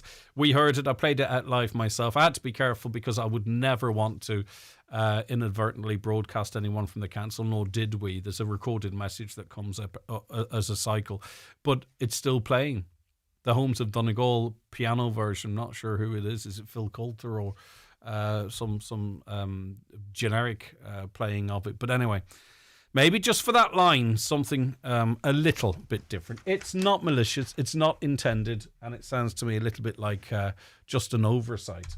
It's time for Vision Ireland Bingo on Highland Radio. It's Wednesday the 8th of April. You're playing on the blue sheet for the daily prize of €600. The reference number is S13. It's game number 15. The numbers are 21, 3, 45, 59, 18, 17, 27, 32, 48, and finally 6. Phone your claim to 9104833 before midnight, leaving your name, contact number and the name of the shop where you purchased your book, and we'll call you back the next working day. Get all your Vision Ireland bingo information at highlandradio.com. This is the sound of one very happy Britain Insurance customer heading off to the sun. Happy that we're able to find her a great value home policy that covers even the unlikeliest of events. For home insurance, go to britainsurance.ie. You're secure when you insure with Britain Insurance. Pat Britain & Co Limited, trading as Britain Insurance, is regulated by the Central Bank of Ireland. Tá Jontais fuinneamh balla SEAI tar éis dul méid agus is fusa inis na riamh dotha a bhuas radu. I mí Abraham bei seobóthar SEAI ag teart go cide balla in nunanál. Gorta Horke, Carndona, Bala Wunanal agus Bala Fé. Bei Sainálathe agus Conrythirí at a chláirithe le SEAI on Honjontais a Bhíniu, agus Cairilat teart bhuas radaithe a dhéanamh de chat níos teolaí is níos tísaí ar ainmh. Seo éitiúil siar náisce a bheith an. Hí chláirú agus teiliúálaise eil ar seai.ie/home energy events. Le takeíocht ó rialtas na hÉireann. Here, would you look at Eco Enda? He's only after going and getting himself one of the new Skoda EVs. First he went vegan, then he got solar panels, now this. Yeah, sure, he'd buy anything as long as he can get a grant for it. Must be from that county beside Monaghan. The new fully electric Skoda range. The kind of cars that get the neighbours talking. But only if you're quick. Check availability at skoda.ie. Skoda, let's explore. Skoda. Your local Skoda dealer is DMG Motors, Clar Road, Donegal Town. Telephone 074 9721396. I'm surprised no other suggestions for hold music if you're waiting on the defective concrete block line have come in yet. I'm not even sure if it's something maybe those of you who are stuck in that situation would even want to suggest. But anyway, the consensus seems to be it shouldn't be the Homes of Donegal with thousands of them crumbling. A listener quite rightly points out the music or air of the Homes of Donegal is believed to be traditional and over 150 years old. While Donegal school teacher Sean McBride wrote the lyrics in 1955, the melody is a traditional Irish air that's been used in several other songs. You're quite right, and it's always nice to learn a little bit of history, but I think in musical terms it's been standardised as the themes for the Home homes of Donegal. And if you were to argue that we used it in a pre-1955 context, I don't think anyone would buy that. So I really appreciate your information, and it's completely accurate. But at the end of the day, if you're in that situation, it's not very nice. Right. Hi, Greg. When we're chatting about money, remember the ship that was got with all the drugs in Cork in 23? Well, the Revenue Commissioners has spent $14.5 million of the taxpayers' money looking after it. And guess what they're selling it for? $10 million. And it could never be sold. Some country we live in, says that listener. Yeah, indeed. Thank you so much for your comment there. On the issue of beach access, there is a common law that every citizen should have access to the coast throughout the county. It's a law that has been in place since the beginning of time. I see farmers putting up barbed wire fencing on common ground with no style on land that belongs. Again, that could be right, but the one thing that we can't get past is that it's potentially the landowner who's liable in an incident and could literally have their livelihood and their property taken from them if found against them. And if that is the case, they also have a right to protection, because the council does have a liability insurance policy. They pay quite handsomely for it, i.e. we do. So if that needs to be extended to protect a citizen, well then, so be it. Sean McGonigal is from Grow Path Media. Hi, Sean. Hi, how are you, Greg? Good to have you on the programme. AI images are harming small businesses. That's the start point of the conversation. How? Yeah, well, Greg, my main point really is that a lot of small businesses are using AI-generated content thinking it's helping them. But in many cases, it's actually damaging how the business comes across all online.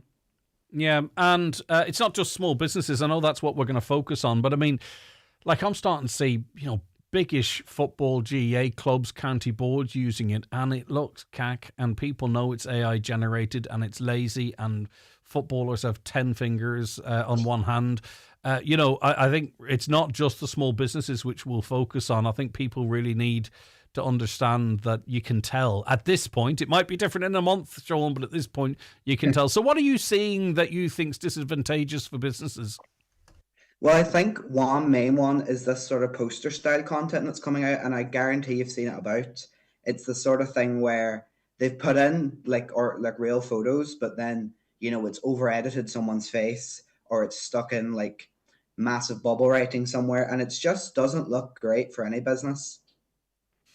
Yeah, and whilst it might feel exciting and something you can do yourself, there's probably lots of industries whereby AI will eventually replace, including mine. You're saying that businesses maybe don't want to choose the path of least resistance. It could be damaging. Yeah, it's that there is so many jobs out there that AI, and especially my line of work, that AI definitely could take. Like there's you have your graphic designers and social media managers, and it's really, if you see something that a graphic designer made and something that AI made, like you can really tell what's human and what's not. It's really important that we don't move away from that, honestly. Yeah, and even if they can't outsource it, there are free and relatively easy tools to use out there where you can generate something to advertise an event or what have you, and it looks a bit more professional. Yeah, it's like you have Canva. Canva's out there. Canva has a free version, but it also has a paid version. But the thing about Canva is that if you're using that, you can go on YouTube and look for Canva tutorials, and there's thousands upon thousands of things there. And it really means it just looks like you're putting a lot more effort into your content. And I can tell from what I've seen with engagement that when people use AI content, you can see their likes, shares, everything drops down, because you can tell from even, I've spoke to people in my own industry, I've spoke to us friends and family, and they'll tell you, if they see something of AI come up, they generally do just skip on and ignore it. It's funny, and sometimes that can happen subconsciously, can't it? It's not like someone goes, ooh, that's AI, I'm repulsed. It's just something that turns them off. And Sean, I think businesses are really good and they do understand social media, but, if you've got a particular business, you're far better off having, 500 highly engaged followers compared to 75,000 disengaged. The follow count might look good when people land on your page, but it's the back end, the interactions that businesses need to look at. That's where you're engaging with your people. That's where that's the way you know how successful or not your social media campaigns are. Yeah, that's starting to become a big trend when we're looking at people's followings and that. And a lot of the following and the engagement on the page is coming internalized instead of bringing in new viewers, which is quite a big thing that's happening at the moment, especially with Instagram. That a lot of, say, the likes on the video or the shares are all coming from already already their followers, which would, it needs to be coming more from outside of the page. Yeah, I understand the like and share thing. Share this, tag someone in, put someone's name in. I don't really think, and I'm interested in your view, Sean, I think that's spam. I don't really think it's very effective. I think really it ends up being rotated in a relatively small circle. I think it lacks invention. There are far better ways to engage people and to spread the word with quality content. I think that can be quite lazy and people feel they're doing something when in fact they're not. Yeah, I know so many examples of the like and share thing where someone will think they're getting on great because maybe they've like, share, follow and they've gained 5,000 followers. But maybe in the next week, once the like and share is over and something's won, they'll lose maybe 3,500 of them. There's stuff like that. And it is now getting to spam with some businesses where some businesses will have one every week. And then it'll be just the same prize or the same content the whole time. Yeah. But yeah, your point on just the organic real content of maybe like your product photos or the landscape your business is in, they'll always outdo stuff like that. Yeah, and you can have a bit of fun with it too. Downings Bay Hotel, for an example, I don't know if they do their own, and I'm not picking them out in particular, but their content is really engaging. They get the point across. There can be a semi-viral element to what they're doing. Mm-hmm. That's just to give one example compared to maybe another, and which I can't give an example of, where it's just sort of, tag this in to win a €5 voucher or something. All right, Sean, and do you, by the way, and I'm asking you this, it wasn't set up with a view to me asking this in any way, shape or form.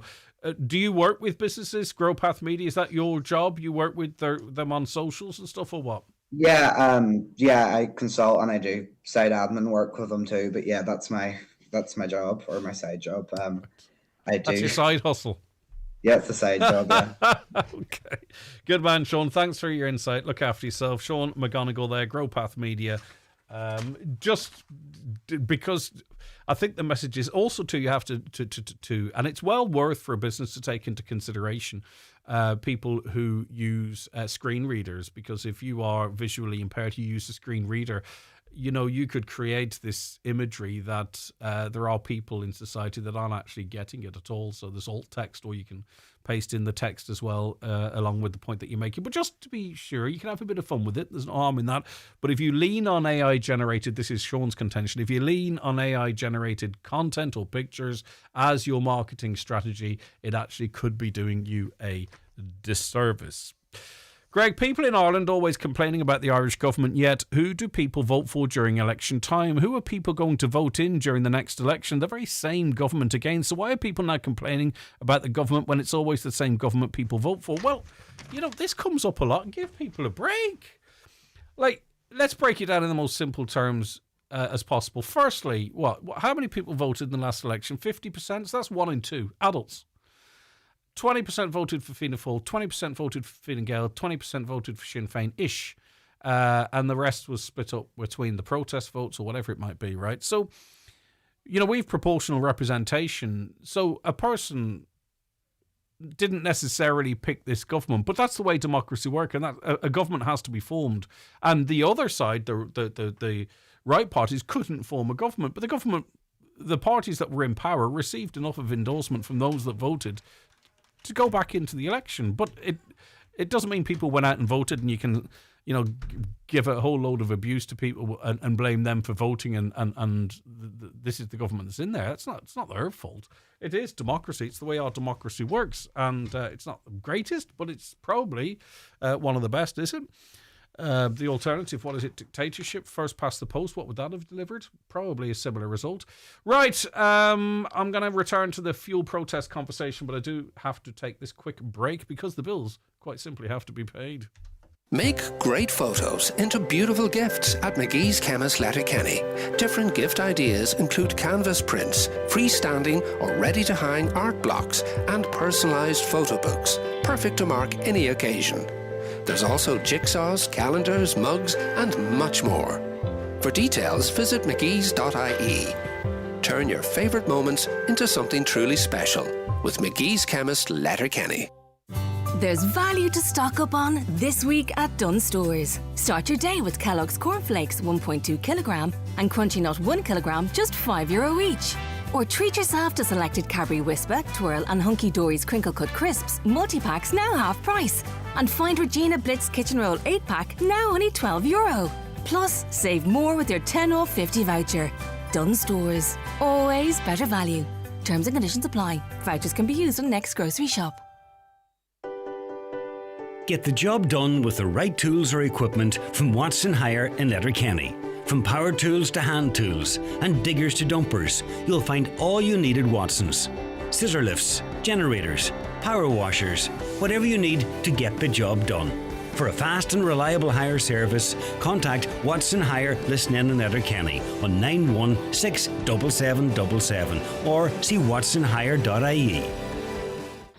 Hi Ella. Popped out to the clothes bank too. Alex! Yeah, finally cleared the wardrobe. It's great to give this stuff a second life. Oh, must wash and fold first though. Sure, look at us. Shoes tied, socks paired, the lot. These banks are so handy. Just back up and throw in. Second life sorted. And you can find your nearest one and a whole lot more at mywaste.ie. We're getting circular, Alex. One clean folded t-shirt at a time. Give clothes, shoes and other stuff a second life. Visit mywaste.ie. Brought to you by the Government of Ireland.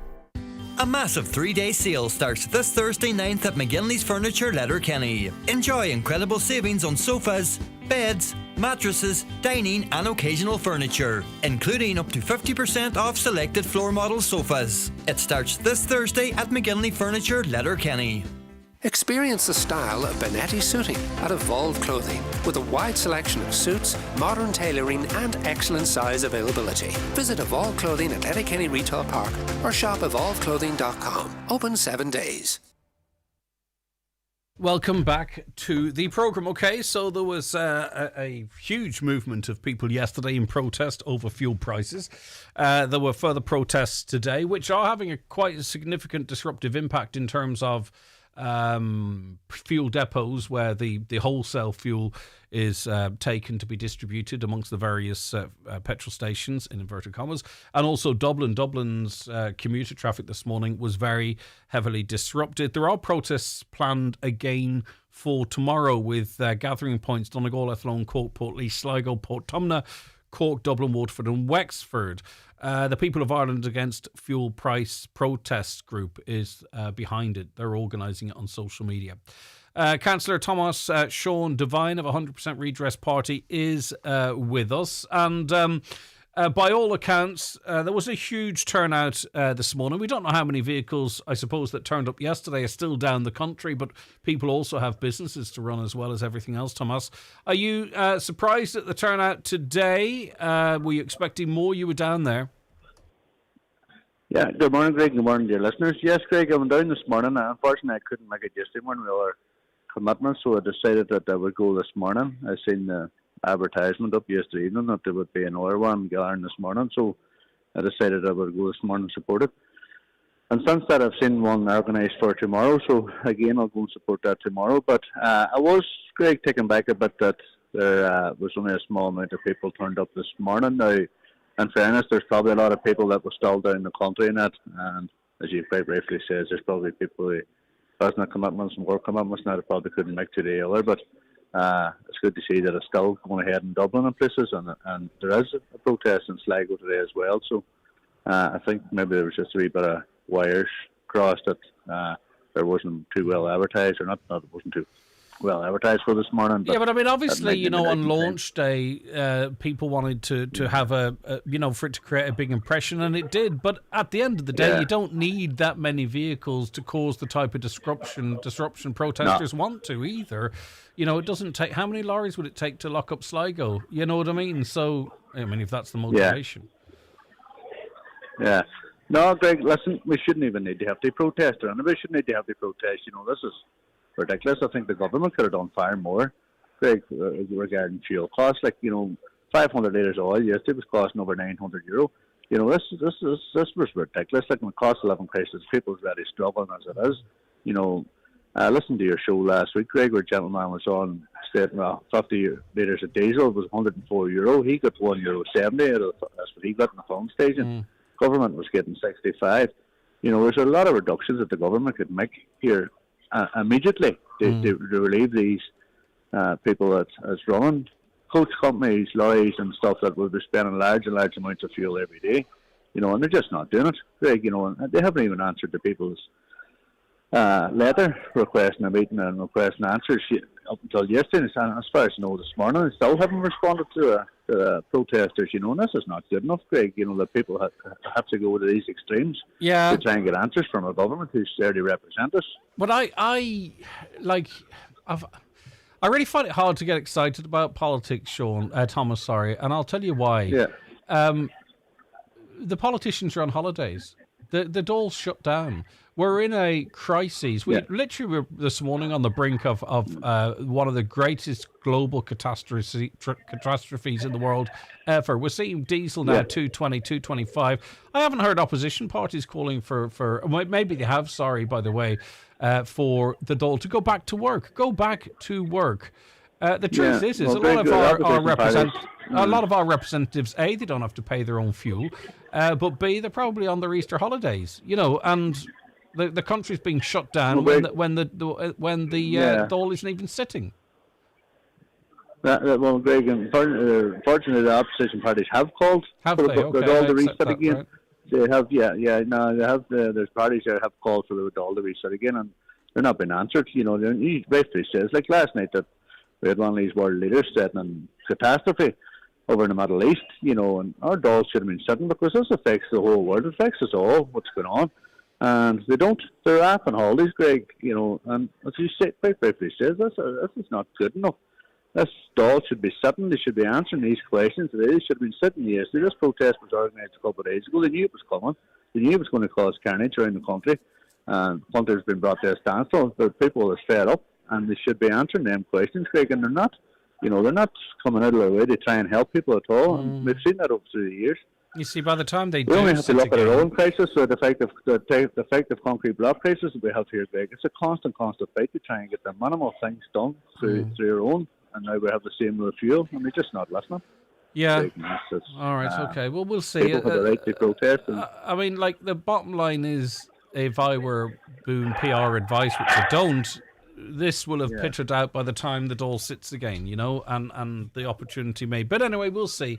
I'm not being negative. I hope I don't come across as negative. Councillor Thomas Sean Devine, thank you very much indeed. He's going down tomorrow morning. Disappointed with the turnout this morning. But as I say, you don't need the same type of... you don't need the same number of vehicles to have the same effect as yesterday. Good morning, Greg. Any update on the Glenveigh Castle guided tours for this year? Remember last year, no guided tours on some days due to staff shortages. Thanks, Charlie. Charlie, we've contacted... I know they were looking for quite a few additional staff there. In one update we had towards the end of last year, I believe it was, or maybe it was earlier this year. It's very hard to timeline all of this type of stuff. I don't know if they were successful in those applications, and I'm not sure if these guided tours actually rest on that. We've contacted the castle, we've contacted the park, and we shall bring you a response if and when we get it. In relation to the hold music for Donegal County Council, the Homes of Donegal, for people waiting for information from the defective concrete block office, the song should be renamed the Crumbling Homes of Donegal. How the government and council have allowed this crisis to continue is beyond me. If it was the Crumbling Homes of Dublin, it would have been fixed years ago. Greg, people in Ireland always complaining about the Irish government, yet why do people vote for during election time? Who are people going to vote for during the next election? The very same government again. So why are people now complaining about the government when it's always the same government people vote for? Crime. Good morning, Greg. How about adding any immigrant convicted of a serious crime? They get deported while we're at it. Does that not make sense? And on it goes. Thanks very much indeed for all of your comments coming in. We shall be back with more after this quick break. Milford Tiles, Milford Retail Park. Tiles, bathware and wood flooring. The best quality and value in the Northwest. Fully stocked and ready to go. Fitters and delivery available. 10% off for Mica affected customers. Don't forget to ask about our 5-day bathroom fit out. Call Milford Tiles on 083 091 0707. It's here, the new Opel Frontera. Join Manor Motors for the Frontera Test Drive event and discover the wow, the new family fun SUV from Opel. With big comfort, huge space and room for 7. Choose hybrid or electric and make every drive a new adventure. Get behind the wheel at Manor Motors, your Opel dealer. Now with 5 years unlimited warranty. The new Opel Frontera. Fun has found its family. Discover Centra Simple Savers, your go-to for great everyday value. Like Pringles Selected Range 165 gram, only $1.75 each. Selected Pepsi, Club and 7-Up 12-can packs, only €6 each. And Guinness 8-can pack, only $13.26. Lowest price guaranteed. Centra. Live every day. Enjoy alcohol sensibly. DRS applies. Paddy McGurn Machinery Sales Ballyshannon. Stockists of Kuhn Farm Machinery, including balers, mowers and tedders. Also supplying SIP rakes, Connor slurry equipment, Fleming equipment, Marigon mowers and Agrimaster mulchers. New for 2026. Wiley grass toppers, Nugent bale equipment and NC pumps. Ready to upgrade? Call Paddy McGurn Machinery Sales Ballyshannon on 086 329 8417. They say time equals money, so spend your money where you spend your time. No matter what your preference is, Cooney's Home Interiors has something to suit every taste and budget. With our extensive range of home furnishing to fit every room and style, from mattresses and beds to rugs, mirrors and suites of furniture. Visit us in store today and see for yourself what Cooney's have to offer and let us help you make your dream home a reality. Cooney's Home Interiors, Letterkenny Retail Park. Huge range, great prices. Highland Radio weather updates with McElhinney's. Discover the latest styles from your favourite women's wear brands, including Joseph Ribkoff, Naya, Wee, Manari and more. Explore the collection in-store or shop online today at mcilhenneys.com. Rightio, it's going to be a bright enough day today with some sunny spells. It'll be dry for most of the day, but cloud will build later with a chance of rain by nightfall. Highest temperatures of 12 to 16 degrees. We're being teased with what a nice spring might taste like. I think the weather is going to turn a wee bit more unsettled again towards the weekend. Right, so where are we at? The Iran and the US have agreed a ceasefire of sorts. We were on the brink yesterday, as I said at the end of the show and throughout the show. We've taken a step back from the abyss.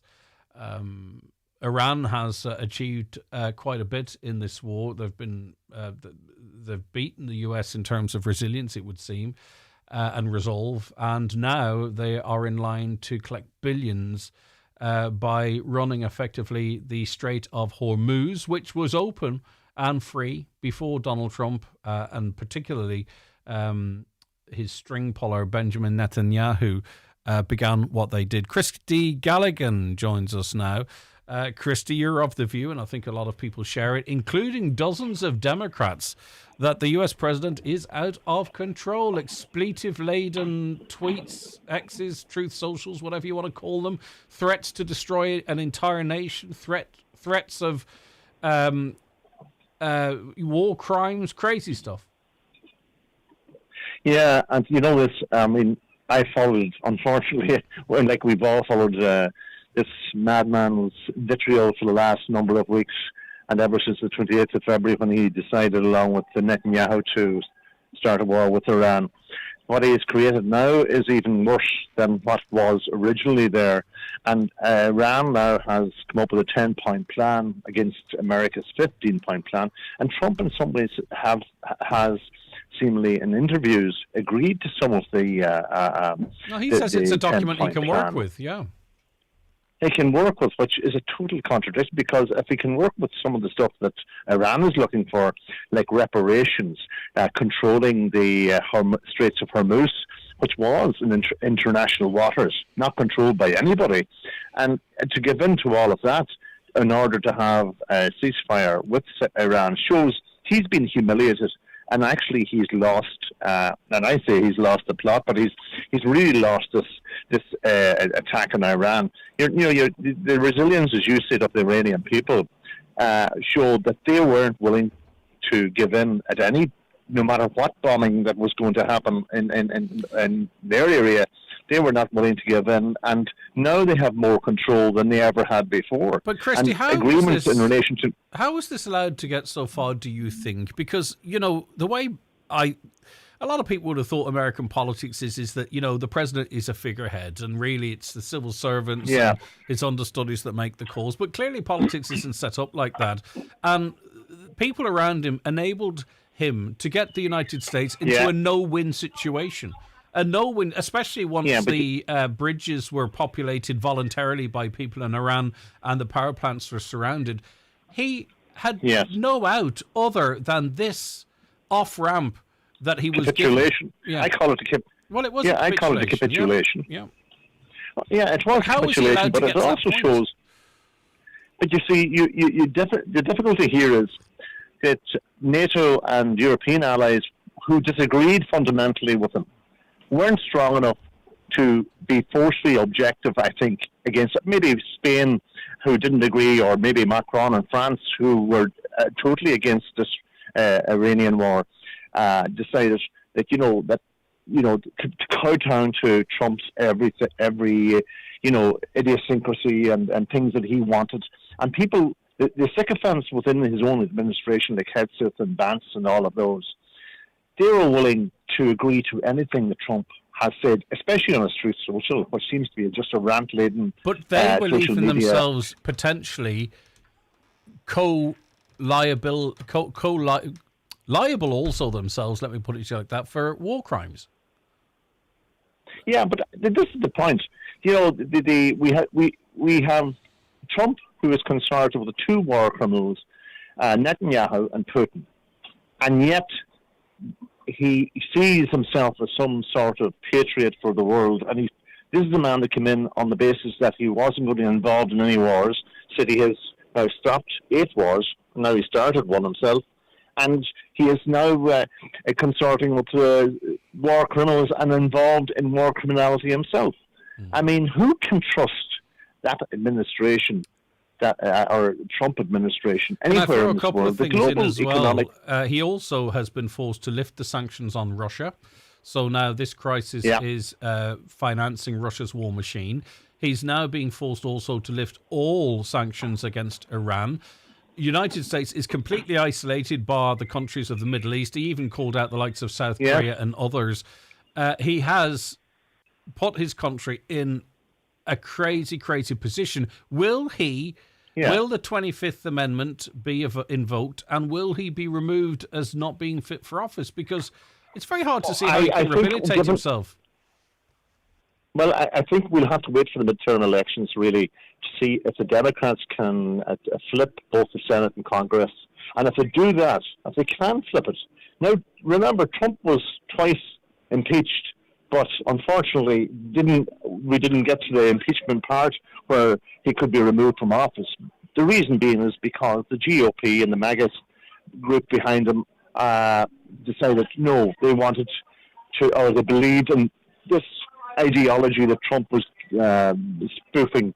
And the problem for a lot of people now in America is when they've seen their petrol going up, or the gas as they call it, up to $4 a gallon, and that they've seen prices hiked, inflation going up, interest rates are starting to creep up again. They have now decided enough is enough. Apart from his very strong MAGA supporters, they said enough is enough. Well, come the midterm election, I note the likes of... we'll see a huge change in America. But we're seeing the likes of Joe Rogan, Candace Owen, Alex Jones, and many others who people might go, oh, well, sure, they're right-wing, that's that and the other. These are people that got him elected in the first instance, and they've turned on him. And I just think even maybe MAGA's outgrown him. I just don't see how much longer I just think there'll be an exit strategy at this point. Christy, thanks for your input. I really do appreciate it. 086 60 25,000 is the WhatsApp and text number if you want to get involved in that conversation. And I want to remind you once again that if you miss any part of this show, it's podcast for you. It's live pretty much from 11:30. It's available on our website, highlandradio.com. It is also available on Spotify. And please subscribe to it. Leave a comment. You know, it's no harm in that. It won't kill you, will it? And also, we're on Apple Podcasts. And every Friday we release our sister podcast, and it's a very interesting one, a very important one coming up for you again on Friday from 11 a.m. Right. Any comments I didn't get to today will be carried through until tomorrow, as you can imagine. Lots of you get involved in lots of things. Thomas said the politicians are on holidays, the door is closed, but the government still meets 2 to 3 times a week. The country continues to be run. He's not factual in what he's saying. Listen, I think respectfully, maybe it feels a little bit like semantics. The bottom line is the door isn't sitting. So in other words, the government aren't in their seats, the opposition aren't in their seats and debating a national crisis. Whether they meet or not, I don't know. Is that the point? Right. Anyway, thank you for your text. By the way, I'm